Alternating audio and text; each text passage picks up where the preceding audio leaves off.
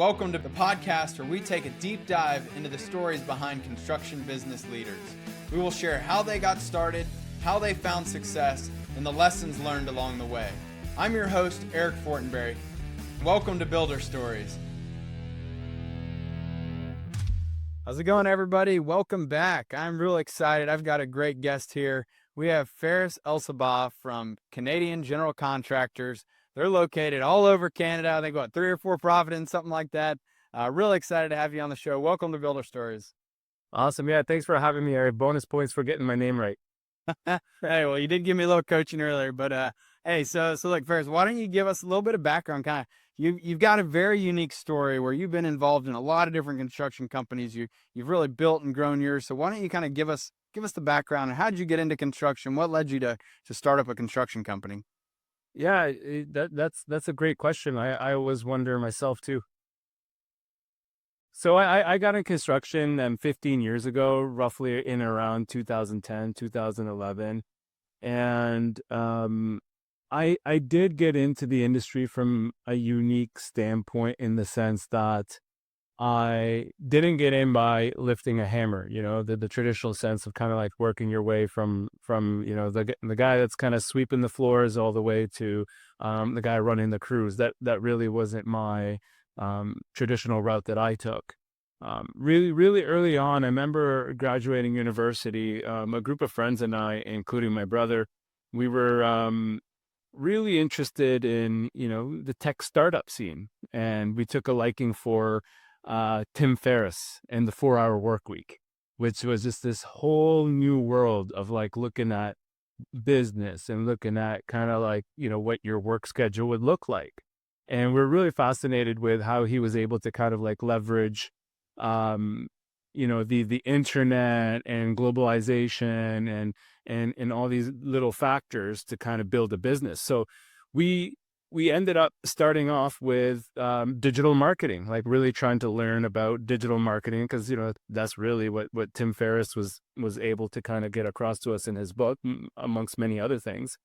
And we thought about what would be one of the biggest industries where we could apply digital marketing to, and see what that can kind of look like, right? So we dabbled a little bit with some digital marketing and in renovations. And I remember like 15 years ago when we got our first lead, it's like, whoa, like this works. Like, we could do a few things online here, create a website, maybe a little bit of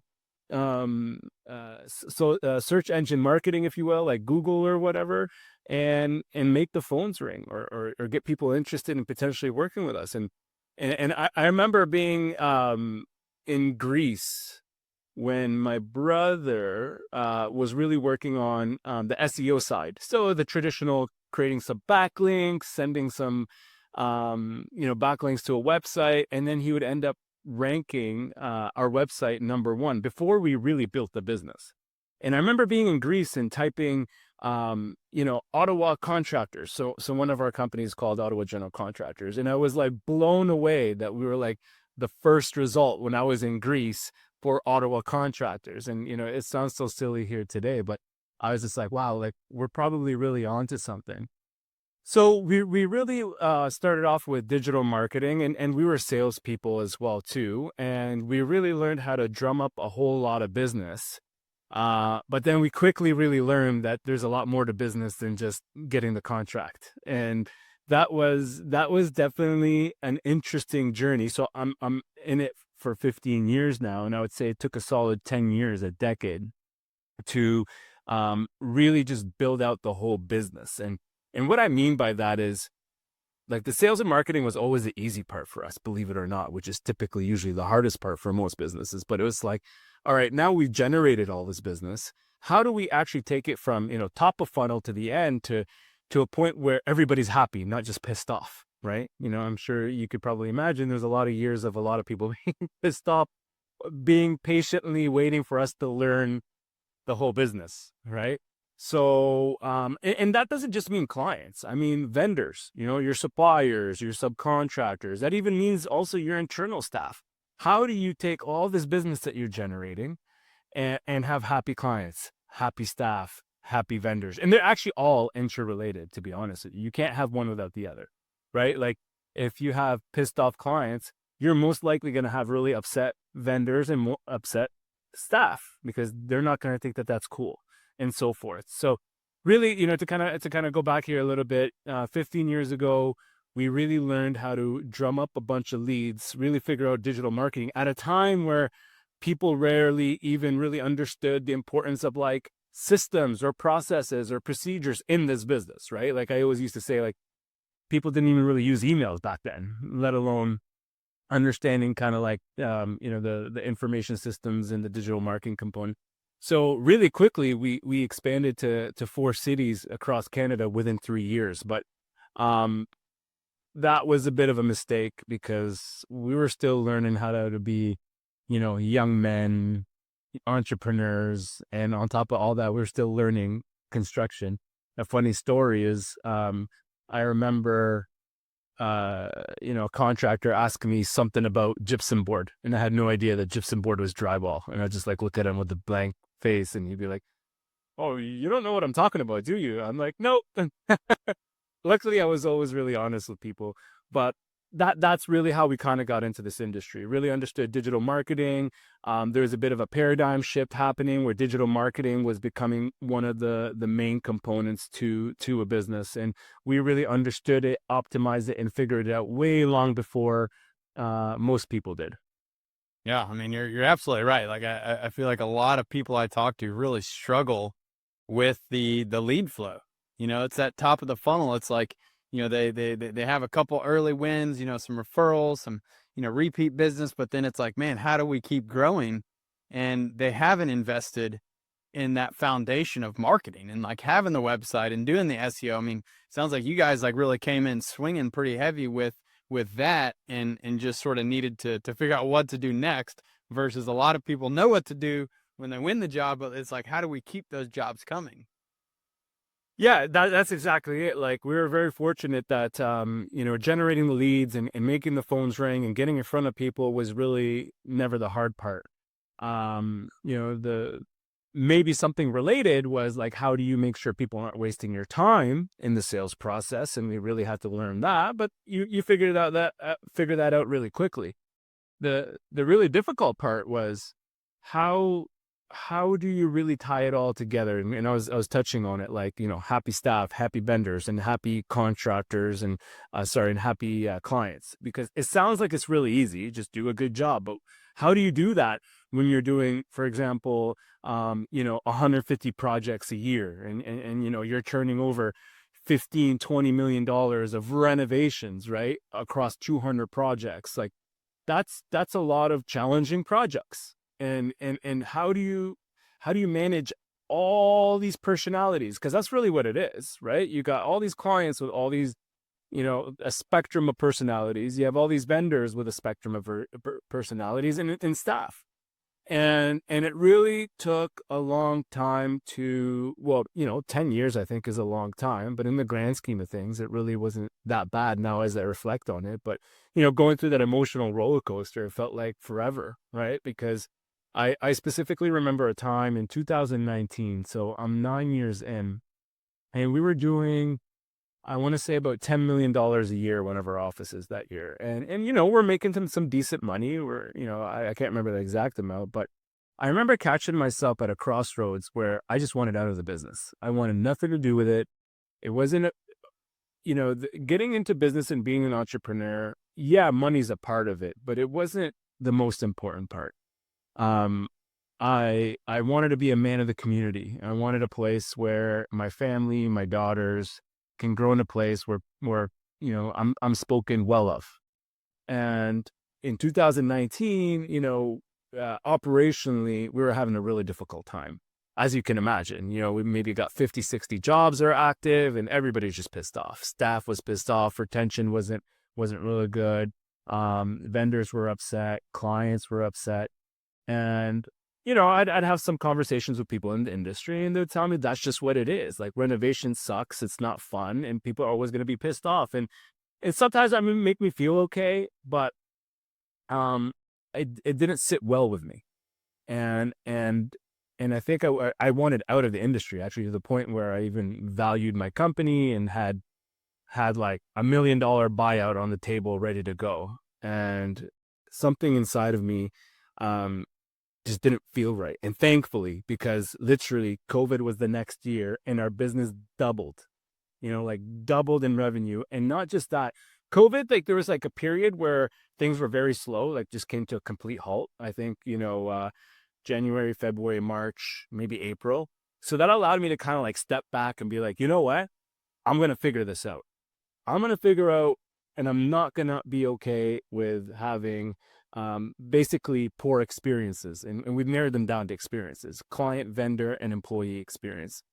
And, very fortunate enough, like 5 years later, like we figured it out. And it's not rocket science, just a lot of little things. I mean, if I were to just kind of generalize it to give you the quick Coles notes, it's constant feedback loops. Let's get constant feedback loops from everybody. Whatever upsets them, let's just make sure that that isn't the case the next time. No, it's great. Were there other, like you said, when you expanded into multiple cities and like kind of you were expanding too quickly, like what happened that helped you sort of understand that maybe, we sort of lost control, or we're having trouble kind of managing that growth? Was it just kind of, again, the teams? Was it some of the processes were breaking down? Was it you were trying to be in too many places at one time? Like how did you know that maybe there were challenges that you weren't expecting? Yeah, well, how did I know was because, hmm. So we got really good at generating sales, right? And then when we were really young and early on, we thought that's all we needed to do. Everybody else could figure it out, right? It's pretty straightforward. We did the hard part. But what we didn't realize is no, like operations, especially on scale, could be extremely difficult. And what ended up happening was we didn't have financial control. So we had partners stealing from us in other offices. I guess, looking back on it now, we were just hoping everybody would figure out operations. How hard could it be, right? Just hire a couple subcontractors, get in there, and job's done, right? But no, it's not that simple. And we really learned that the hard way, where we sent two staff from our Ottawa office to work in another city. And that was actually our best launch. We did $2 million in the first 11 months of these two guys who have never been in the city before. Think about like renovations traditionally. Traditionally, you worked in the community for a certain amount of years, built up a great reputation, and that's how you grew. We were able to circumvent all that by just sending two guys there, drum a bunch of business, $2 million first 11 months. Sounds great, right? But now the challenging part is, well, they need to go and recruit subcontractors, and they need to recruit suppliers. And on the first go, everybody always interviews the best. So it's hard to really know who is going to be the best until you try them out. So the going got tough with the guys that we sent out there, and maybe the subcontractors weren't doing really well, and it became really difficult for them. So they just threw in the towel. But the thing is they got headhunted by an American basement waterproofing company. And these two guys now are expanding that company all across the States. So you're saying those two guys you had that were managing, those jobs, they were selling the jobs for you. I guess were they also managing the projects? Is that like, were the salespeople doing both? Yeah, so really early on, the idea was, we sent two guys from Ottawa to Calgary office to go open it up. One guy was going to do sales, one guy was going to do operations. Okay. And I think what we did is this: we didn't really understand operations. Like we just essentially gave them the playbook for marketing, sales, and generate a bunch of business. And we were just hoping that they'd figure out operations. And, when I reflect back, like sometimes what I find is that we make this look easy. There's a lot that goes on in the background. And maybe what one of those guys was thinking was just like, yeah, you know what? We're just going to hire some people and they're going to manage those crews and everything is going to be fine. But business is a lot more difficult than that. And I think what ended up happening is we ended up keeping two of our four offices in Ottawa and Vancouver. And we said, like, look, before we're going to start expanding and opening up more offices, we really got to understand this business. We really got to dial it in. And essentially that's what we did over the first 10 years, is really figure it out. And then the last 5 years we've been working on, well, not even the last 5 years, even just like really the last year and a half, we've been opening up other offices. We bought one company and we opened a new office, and trying to bring everything that we've really learned about the business in those 15 years, right down to KPIs and, financials and general management and operations and marketing and kind of the whole thing. And you guys do so kind of across all these different companies. I mean, like you do home renovations, you're doing new builds, and then also, multi-development commercial type work. Yeah, so yeah, we a couple of years ago we got into, so it's your typical thing. We're a design build company. We do all your interior and exterior home renovations or remodeling and new builds. So your custom homes, your mini homes, that sort of thing. A couple of years ago, we noticed there were, and you might have seen this in the States, where there's this big push for like multifamily construction, so higher density builds. And we really jumped into like low-rise apartment buildings. So like 8 units, 10 units. The biggest one we're building right now is 24 units, about 20,000 square feet. So yeah, we're into real estate development for my little, group, and for clients as well. Sure. So you talked about kind of creating this constant feedback loop. Like it seems like we got some guys who are really good at sales and marketing, but not necessarily as up to speed on the construction, the build part. How did that transpire to like help you guys on the sales side keep kind of learning and improving? Were there a lot of frustrations and challenges, like something was sold and then handed off to to one of your trade partner subs who like may have felt like, hey, like I have no idea what you just sold, and what did you tell the client? Like they're expecting something different. Like how did you kind of put together this constant feedback loop that you talked about that ultimately led to improving the experience for everyone? Yeah, that's a really good question, and it starts off with the clients. So, I touched base a little bit about how 2019, we're doing well, we're making money, but there's a lot of people pissed off. And what we realized is it was hard to keep every client happy, mostly because you're dealing with different personality types. And you're also dealing with people who have different levels of experience of home renovations. So what we did is we identified 5 main points that every homeowner that's going through a renovation really cares about. And instead of trying to be a perfect contractor and always hitting it out of the park on, like, let's say, communication and scheduling and some of these other like little parts, it's like, okay, let's really get our clients to review us every 2 weeks. Let's see what's bugging them, and let's just attend to what's ever bugging them urgently. And it was just really that simple, right? Like when you really think about it, you've got the experienced homeowner who's done many renovations. You've got the non-experienced one. Like this is like the easiest example. So the experienced homeowner who's done renovations might not necessarily care about a little bit of drywall dust getting through the zip tie barrier. They understand it. They've been through it, but they've also seen a lot of schedule slippages in their prior experiences. And this time they're going to be really strict on you, making sure you're following your schedule. And then you've got the opposite type, which is the new homeowner who's doing a renovation for the first time.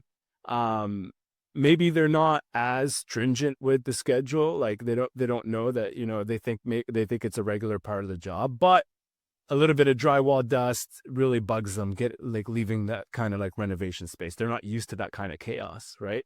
So that right alone allows us to really identify what's bothering a homeowner and rectifying it really quick. And they appreciate that you're listening, and they appreciate that you are urgently dealing with a matter that maybe most people might not see as an urgent manner, but we're treating it like that. So that was a quick one for us to really turn around the client experience. And when it came to our internal staff and our suppliers, we just do a closeout meeting with our clients at the end of the project, and we tell them like, hey, tell us what's the good, the bad, the ugly, like literally give us feedback on every part, from the sales process to the transition into operations to even every single one of my trades. I want to know who you think is good and bad, because Now, when we're having these difficult conversations with our internal and external team members, it's not like, hey, you dropped the ball, you need to do better. It's like, hey, here's the feedback from our client. What do you think? So kind of creating a lot of that feedback, and also just a grand scale of things, like even in the position that I'm in, right? Like we've got 60 active jobs right now. How do I know what my client satisfaction rate is?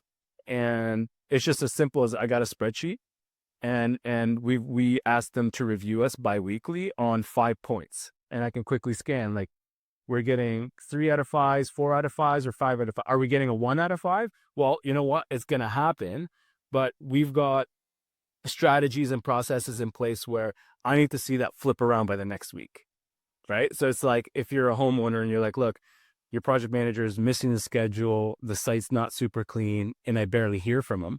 We have a service manager who's going to call you and say, look, I'm really sorry for that. I talked about it to your project manager, and by next 2 weeks from now, I'm going to turn around all these things. But when I do, I want to make sure that you're giving me a 5 out of 5s. Sounds like a fair compromise, right? Yeah. So I'm looking at my spreadsheet, and all I ever want to see is positive trends or just positive results. So what are those 5 points? Yeah, that's a good one. You're gonna make me open up my spreadsheet here, but if I recall, it's good communication, site cleanliness, schedule, professionalism, and site safety. That's what it is. Nice. Yeah. Yeah. Yeah. So, it's in the past, we used to have to sit down with upset clients and hear about how terrible our process was. Now and how we didn't and how they barely heard from us or whatever be it, right? Now it's the opposite. We get complaints that we reach out to them way too much. And I laugh when we say that, because like I actually take pride in that. Like, we over deliver on our customer service. That's fantastic. So, just to kind of give you an idea, like, all that being said, all these learning lessons from making all these mistakes, the last 2 years in a row, we won Best Places to Work by the Ottawa Business Journal. And why that one means so much to me is because by having a really good organizational culture really depends on all these other factors that we talked about, like a really good client experience, a really good vendor experience, and the obvious one, a really good employee experience. And it's not easy to do when you're in the renovation industry, where literally your job is, as they say, is to put out fires. Like, that's why we have a job. If there was no fires to be put out, a design build company, which is essentially, if you think about it, an architectural firm with construction management, then we wouldn't have a job. But we have a job because fires occur, and we got to put them out in the most efficient, effective way where everybody's happy. So, Yeah. So I'm curious, like, when, let's say when you do see, underperforming, remarks coming in at these biweekly, check-ins there with the clients, like, how do you address those issues with, with the crew, or with, your internal staff, kind of whoever's responsible? I mean, are you calling them out right then and there? Like, how are you holding them accountable to make sure that these things don't keep happening? yeah, well, number one is addressing it, but not necessarily from a perspective where, hey, you screwed up. It's like, hey, look, here's the feedback that we're getting, right? Because at the end of the day, you always got to give them a benefit of the doubt, because let's say a crew member or project manager under-delivered from the client's perspective. It could easily look like that, even though maybe they did deliver. And at least we have methods to make sure that we're documenting the performance that we're delivering on. So as an example, let's say, the client seems to think that the project manager never communicated with them. I mean, it's really easy for my project manager to prove, like, hey, look, in our client portal, like, I literally posted pictures every other day. I posted updates every day. I posted updated schedules every week. So I think it's important to address it, but always give the benefit of the doubt, and like really just have a positive conversation about it. I think where it becomes a problem, and where our our process allows us to identify is patterns. If we have a consistent pattern of clients being upset, and sometimes it comes out mostly because of personality clashes, right? So it's like, if you're the homeowner, I'm the project managers, and if I just rub you the wrong way, you're going to look for things to hold me accountable for, whether they're true or they're not. And sometimes we have to adjust to that, right? So like, I have a project manager who's amazing, super punctual, super diligent, really smart, but he rubs people the wrong way, and I can't even explain it, right? He just rubs people the wrong way. So we've had positive conversations with him about being more empathetic, as opposed to just like having an excuse for everything, right? So sometimes it's just personality classes. So to go back to your question, it's just addressing them, making sure that we break negative patterns of consistent negative results, and go from there. At the end of the day, it's up to everybody to kind of turn that around. Yeah, that's great. What would you say? I mean, again, congrats on the best places to work. I mean, I know that's no easy feat. We compete here for that one as well every year in Dallas, and I'm curious. Would you say, are there anything like, any specifics that you feel like you guys have done, at your companies, with your culture to really try to make that a best place for people to work? Yeah, and I think it starts off with getting the right people on the bus and getting the wrong people off the bus. Positive energy is contagious, and negative energy is probably double that. So it becomes very obvious here when somebody's not a big cultural fit. Like, I remember somebody joined our company, and then within a week, like, I had 2, 3 people coming to me, literally being like, "This guy's not going to work out here." And it wasn't because of performance. It's just in his attitude, how he carried himself. Just certain kind of spiteful sounding remarks. And so getting the right people, with the positive mindset, people who are pleasant to be around, and people who are willing to work in a team environment. So, if you were to ask me, like, kind of like, what are some of the things you're most proud of, is like, when somebody's got a question or somebody needs help, you'll see like 5, 10 people just kind of jump out of their chair and be like, "I'm ready to go," you know? And that, to me, maybe it comes from 12 years when I was younger, playing football. I was kind of being captain of a football team. I was taking a leadership kind of role. It makes me proud when there's other people who are ready to kind of go above and beyond, if you will, because they don't have to do that. And to me, that just displays like they really value their job. They really value this team. They really value being here, and it's more than a paycheck. And I think, um, from the 15 years of putting time into this, like, it makes me proud. Those are one of the wins that, like, I really let soak in and enjoy. Absolutely. How do you go about finding those people? And when you do find somebody, what's your process for, really vetting them to make sure that they are going to be a good fit for the team and that they've got the skill set that they say, like, I think being able to pick, the winners is a very tough thing, but over the years you get better and better at it. It's like, what's your strategy with recruiting and hiring? You know what? I'm gonna be completely honest with you. Like, I'm not bad, and we're not bad at that, but we could be a whole lot better, I'm sure. Because I'll be honest with you, it's like everybody interviews with their best face on, right? Um, because when we're interviewing, we understand it's actually a lot more than their experience. It's a lot more than their knowledge. There's there's a care factor that's very hard to interview for. You can ask them like, "Hey, if one of your colleagues needs help, are you ready to go and help them?" Everybody's going to answer yes, right?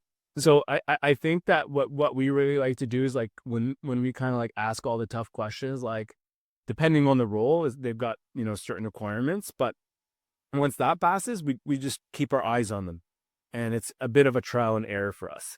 Are they gonna last? Are they gonna really step up to the plate when things get really difficult? And so there's a little bit of scrutinizing that happens, and we just try to kind of give them an opportunity too, because it's really difficult, let's say as a project manager, jump into a situation and start managing 5 jobs and really have your care factor like at 100%, right? But then if you do extra little things, those are always really good indicators, like if there was a leak on the weekend and then, he ran to the site and really tarp the roof himself, it's like, okay, like our eyes are on him in a good way. Like that's really honorable to do, right? So I think that there's going through the process, but really trying to keep our eyes on that care factor, because if you've got 2 project managers, one with 2 years experience and one with 20 years experience, if the guy with 20 years experience doesn't care and the guy with 2 years experience cares, the guy with the 2 years experience is going to outshine him all day, every day, at least in our business, where it's really easy to sweep problems under the rug and then at the end be like, oh, I didn't know. But when you have that care factor, it becomes very obvious in how the clients speak about you, how our vendors speak about you, and then how the staff speaks about you. So when you kind of create this organizational culture of teamwork and being pleasant around, it kind of exponentially creates a certain energy that just bounces away people who don't fit that mold. Sure. So so now like we're that's where we're at. Like we actually had to let go of somebody that was here for about 2 months because he just didn't fit that mold. He just Yeah. I think that's probably one of the hardest things. I mean, just like you said, I mean, everyone's going to show up, with their game face on and can, do an hour or two interview and, make it seem like everything's all fine and dandy. But, what I've been hearing, some more people started doing is like really like, having those people and like paying them for, a day or a couple days where they actually come and like work, hand in hand, kind of go out to the job site. Like they're, literally going through, the motions of what it would be like. And then it's like at the end of the day, what do they really like? Is that someone you want to go, spend more time with, go grab a bite, grab a drink with them? Like, it's a lot harder to kind of fake it after a long day of hard work and, kind of being there at the end of the day with someone that you really want to be with. I mean, that's how, they would be a good fit and, get along with people versus, just kind of a 1 or 2 hour interview is a little bit tricky. But, I think also just like involving the team, even in the interview process, like here we bring in multiple people. It's kind of more like this sort of this final, in-person group interview where, at the end of the day, I know I can get really excited about someone on paper. They got all the right things, they're saying the right things, doing the right things, got the right experience, but at the end of the day, like, that can be blinding, and it can cause you to sort of, man, I really want this to work. And you just sort of manifest it like, yeah, this is the right person, but then you got someone next to you who's like, I kind of picked up on these things and maybe like the energy wasn't there. Or like, when you ask them some of the harder questions, they start to kind of reveal things that might actually be problematic. And, I may have missed over that, but luckily, I had a couple other people in the room that can point them out. It's like, you're right. Glad you brought that up. And, I think just kind of that collaborating with the team, because they know what the culture is all about. They know what they're looking for. They can sort of help try to weed out those people who might not really be that good fit. That's it. That's it. And it's so important because especially if you think about the services industry and I consider us being in the services industry.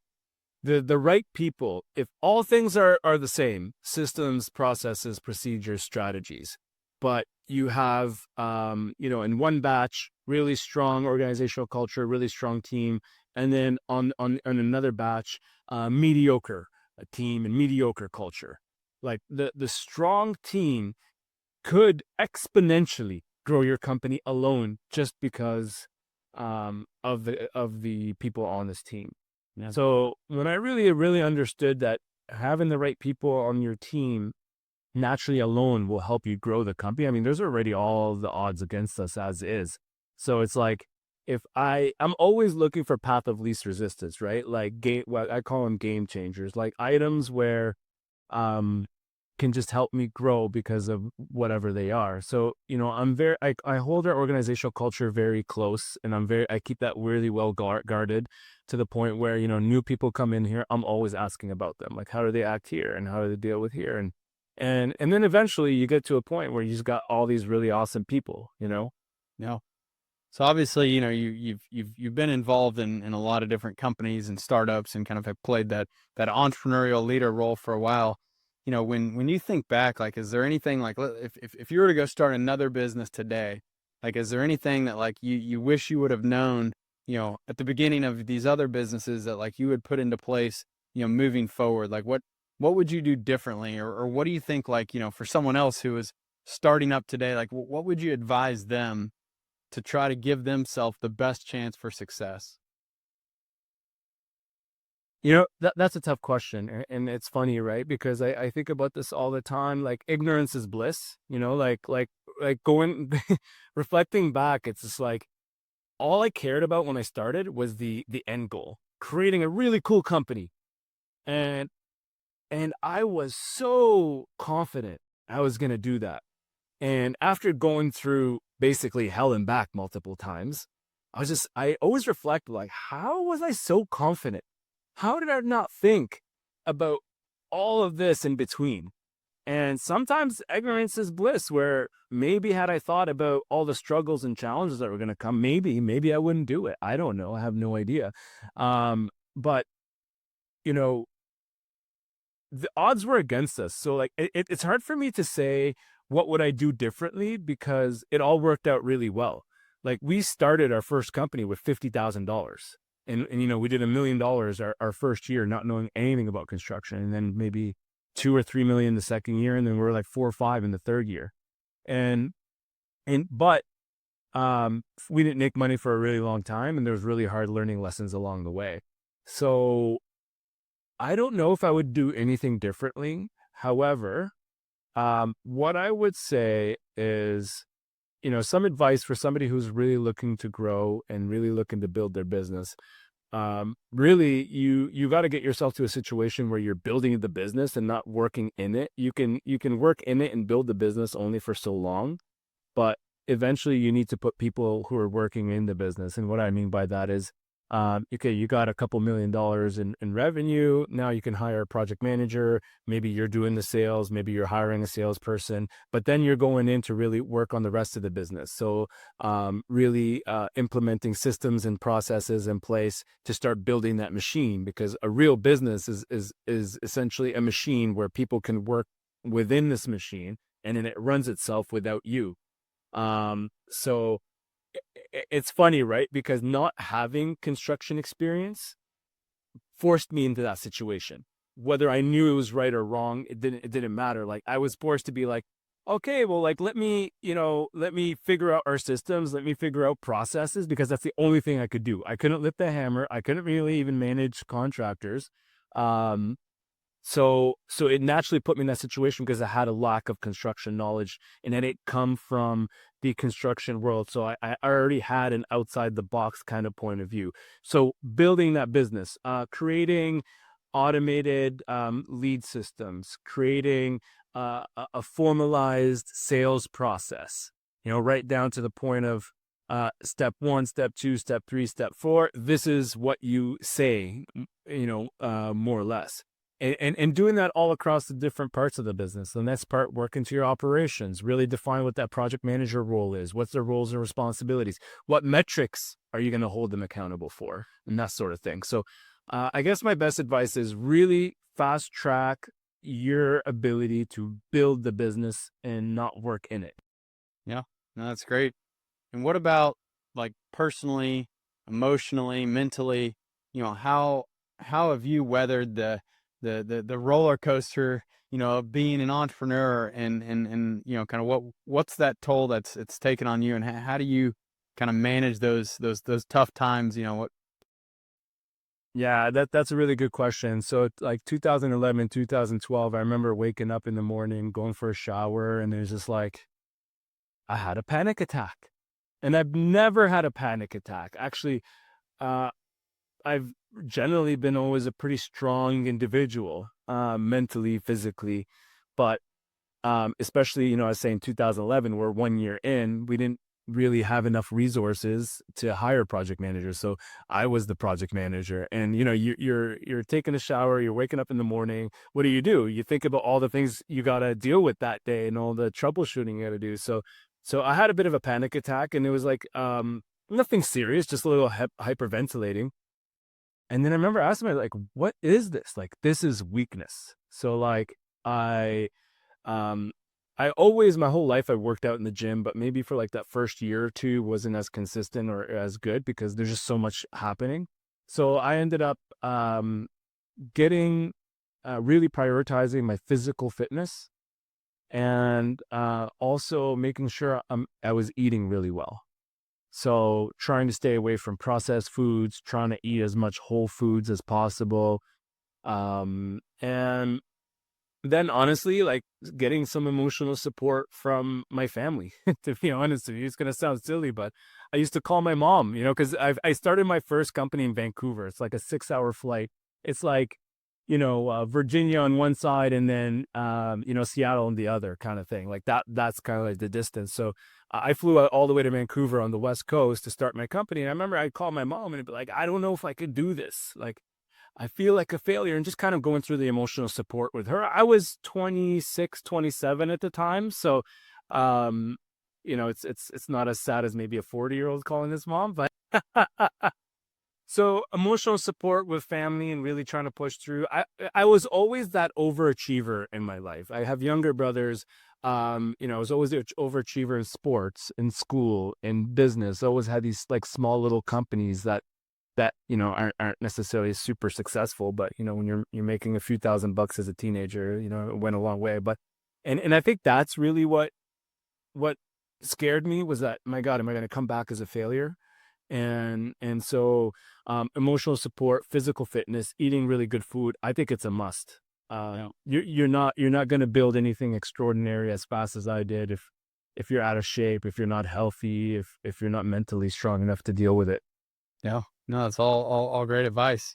Look, I think again, it's being an entrepreneur is not for the faint at heart by any means. It's tough, and it can be, mentally and physically, taxing on you and your body and your brain. And, I think people, who can sort of find those other avenues to, kind of relieve stress, help them kind of clear the mind, even taking, vacations and time away, from time to time can really help kind of clear, your sort of being overwhelmed in the day to day of what is building a construction business. I mean, and like you said, it's a lot of firefighting. I mean, it's just par for the course here. You got to figure out though, how do you keep yourself, focused and engaged and showing up every day, ready to, to conquer the day. And I think that's where, a lot of the mental toll that we feel as entrepreneurs can really weigh you down if you don't find those other avenues to keep yourself sane and kind of fit and able to process information in a little bit more systematic way versus kind of letting it overwhelm you and just sort of flood the brain there. It can be really tough. Yeah, absolutely. And I think, to add to what I was saying too, I found inspiration in real people doing real things. So just like reading a lot of books, from Steve Jobs to Arnold Schwarzenegger to Elon Musk, and even 50 Cent, like just kind of, I always found, I guess, motivation from reading about real people and the extraordinary events and achievements that they had. And I always said to myself, well, if this regular guy can do it, so can I. And that kind of pumped me up a little bit and got me excited. Man, I said the exact same thing to myself when I started my first software company. So I totally get it. It's it's and again, like studying those who've been before us, and there really is, like, there's no reason that they should be able to succeed that you couldn't, if you devote yourself and you put your focus and energy towards making that happen. I mean, I believe we can manifest our own success and create our own destiny. So for sure. So I'm curious, kind of just in closing here. I mean, like, what's your larger plan, larger vision? Like, where do you want to see, your business in the next, 5, 10 years? Like, what do you want to do here? Yeah, that's a really good one. Good question. Because it all depends on the day you ask me. I think I've settled on, I'm looking to, we just bought a company about 2 months ago, and it's been a little bit challenging, just kind of like integrating them and getting them doing things the way we do them, but I'm sure we'll figure it out. But I think we want to grow through acquisitions, maybe potentially get to about $100 million. between a few of the companies right now, we're at like, just over 30 million, but that's not fair because one of them does 21 million or 21, 22. So, but grow through acquisitions and maybe get to $100 million, but also, for my little group, we have a few partners in the company, that invest in real estate as well too. And we're looking to get it to about 100 units in a few years, where we roughly got about 60 in our pipeline. So $100 million in revenue, 100 units. We should be there in about 5 years, in 5 to 10 years. And I don't know, man, I want to have fun too, right? Like my days of suffering are just done. So if something is going to be like super stressful or something, I take pride. I work really hard, but I'm home for dinner every day, and I invest in my daughters' extracurriculars, so driving them to their gymnastics, to their soccer, and really being a big part of that. So I want to do all those things, but honestly, if I'm not growing past where I got today, and I got to keep doing what I'm doing, I'd be happy with that as well too. Nice. I'm curious. So the acquisition you just made, I mean, like, is there a particular profile or type of company, type of revenue that you see as like the best opportunity to grow through acquisition? Yeah, so when we like reached out to like maybe 1,000 companies, and I think had conversation with maybe 100 of them, and then I stepped in for about 20 of them. And we were looking for basically the exact same model as my company is now. Maybe the processes are a little bit different, or the terminology is different, but they had to at least do $4-5 million in revenue. They had to have, they were a true design build company. So they had architectural designers on staff. They had material selections or interior designers on staff, an ops team, a sales team. Because the reason why we wanted to grow through acquisition is just, I was just done with startups, like starting a brand, recruiting people and going through trial and error. I didn't want any of that. I wanted to take all the great things that we have and implement it on something very similar to what we are, and just scale them from there. So a true design build company, a company that really ran off systems and processes, and a company that was doing at least $4 or $5 million. So this one was doing about somewhere between 8.5. And I think we can get them to 10 within the first year, and then hopefully 15 in the next couple of years. Nice. Well, it sounds like a great strategy, man. It's you're kind of taking the playbook from a lot of the, the private equity, the investors. I mean, we definitely see a lot of consolidation, roll ups in the industry, but I'm all about the strategic, if you can do it and, kind of keep true to yourself and your own, core values, your own mission, vision, kind of take that culture and be able to expand it to others and bring on the right teams. I mean, there's that, see no reason why you can't be very successful doing that. Yeah, we're really excited. Hey, we'll give it a shot, and it just feels like kind of like the next evolution, and we'll see where we go from there. We've got one of our really strong partners down there leading the charge, and we'll have a little bit of fun doing it, and if it works out, great. If not, it's not going to be the end of the world. Hear you. Awesome, man. Well, Ferris, look, I really appreciate you coming on, sharing a little bit about your story, kind of the background, some of the challenges you've had, and how you're continuing to build that great team. Being able to also kind of grow into the future and your plans there. Just want to thank you for taking the time and for sharing that with everyone. Really appreciate it. Yeah, sounds good, Eric. Yeah, thanks for having me on here. I really enjoyed it. And yeah, I am really impressed with what you're doing with JobTread, and keep it up. I'm sure it's not really easy, and I wish you success here in the near future. Awesome, appreciate it. Thanks, son. See ya. Thanks for joining us for this episode of Builder Stories. We hope you enjoyed the conversation and gained valuable insights that can help you in your journey along the way. Don't forget to subscribe to the show and leave us a review. And as always, if you or someone you know has a story to share, please contact us at builderstories.com. We'd love to hear from you. I'm Eric Fortenberry, and remember, every builder has a unique story. Keep building yours.